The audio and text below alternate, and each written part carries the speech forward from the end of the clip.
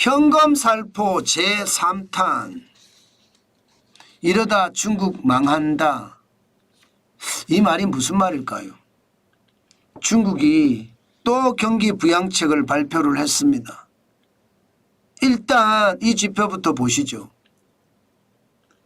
경기 부양책 1탄은 2024년 9월에 은행의 지급 준비율을 0.5%포인트 인하를 하면서 1조 위안을 공급하겠다 이거였거든요.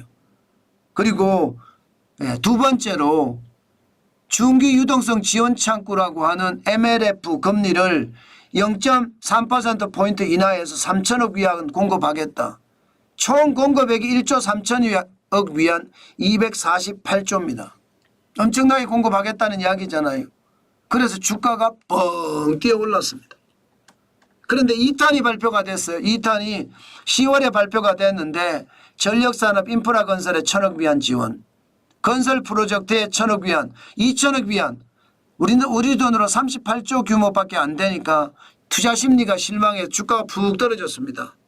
그래서 3차를 발표한 거예요. 경기 부양책 3탄은요. 쉽게 말하면 재정 정책을 통해서 돈을 공급한다는 이야기거든요. 핵심은 국채 발행을 대폭 확대를 해서 국유은행을 돕고 그리고 지방은행에도 유유토지나 미분양 주택을 매입할 수 있는 특별채권을 발행하겠다. 이게 핵심입니다. 그런데 규모는 안 밝혔습니다. 규모는요. 이게 아직까지 10월 말 전국인민대표대회 상무위원회에서 결정할 것으로 보이나 현재 로이터 통신은 한 1조 위안 정도 하지 않겠느냐. 왜냐하면 경기 부양책이 지금 1조 3천억 위안이니까 248조잖아요. 재정정책으로 기본적으로 국유은행에 돈을 줘야 돼요. 돈을 줘야지 돈을 뿌릴 수 있죠. 그러니까 적어도 1조 위안이 넘을 거다. 어떤 전문가들은요. 2조 위안까지도 넘을 수 있다. 이런 이야기도 나옵니다. 2조 위안. 그만큼 말입니다. 중국은 어떤 식이든 지금 살아나려고 발버둥을 친다. 이렇게 이야기하면 됩니다. 결국 말입니다. 공은요. 10월 말 전인대 전국인민대표대회 상무위원회로 넘어갔습니다. 아마 거기에서 발표가 될 텐데 그 사이 또 어떤 일이 벌어질까요? 일단 말입니다. 현금살포 제3탄은 시장에 영향을 별로 안 미치는 것 같아요. 10년물 국채금리가 오히려 떨어졌습니다. 지금 10월 11일 현재 2.127%거든요. 이게 10월 9일에는 2.178%로 올라갔단 말입니다. 일반적으로 여러분 경제가 위험하다 어렵다 이러면요. 금값이 올라가고 채권의 가격이 올라갑니다. 죄송합니다. 채권의 가격은 떨어집니다. 채권의 수익률은 올라가고요. 이게 일반적이에요. 그 수익률이 올라갔어요. 경제가 위험하다 하면요. 그러다가 경제가 좋다 이러면요. 반대 현상이 나타나거든요.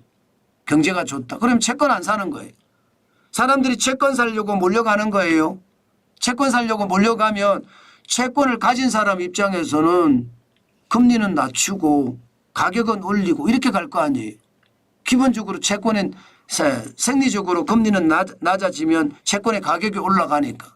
지금 만약에 중국의 현금살포 3탄이 좋았다면 채권에 사람들이 많이 안 갈 거예요. 그런데 채권에 많이 간다는 뜻이잖아요.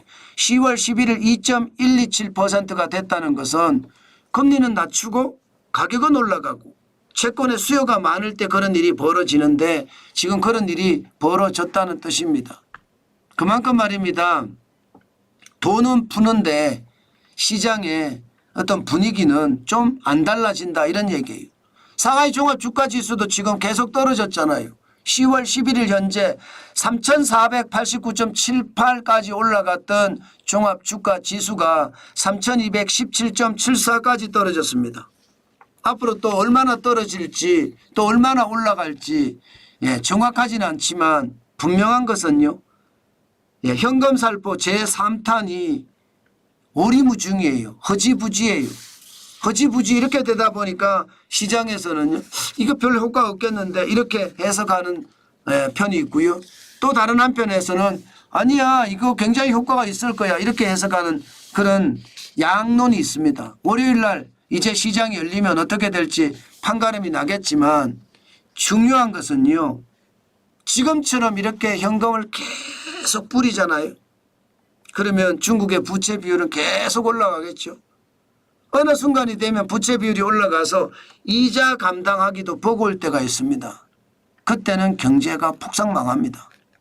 제가 이러다 중국 망한다 이렇게 이야기하잖아요.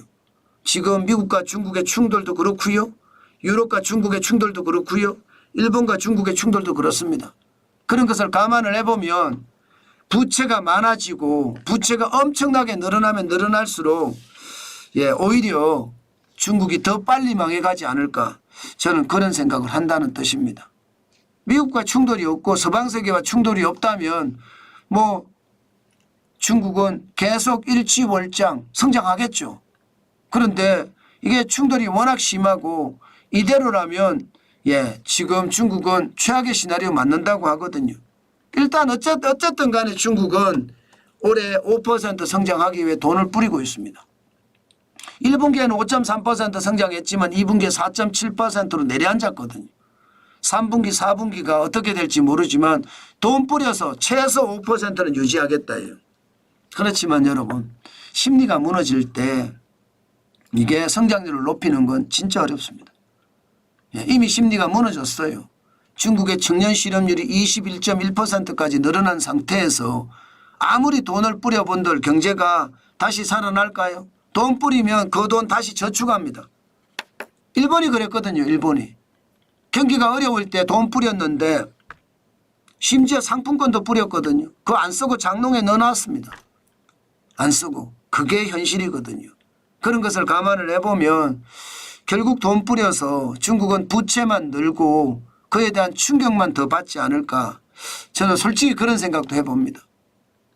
제 얘기가 정답이 아닐 수도 있습니다. 앞으로 시장이 더 달라질 수도 있습니다. 좀 더 지켜보시면서 중국의 상황 알아보는 것도 나쁘지 않겠다. 그 생각 많이 하시면 좋을 것 같습니다.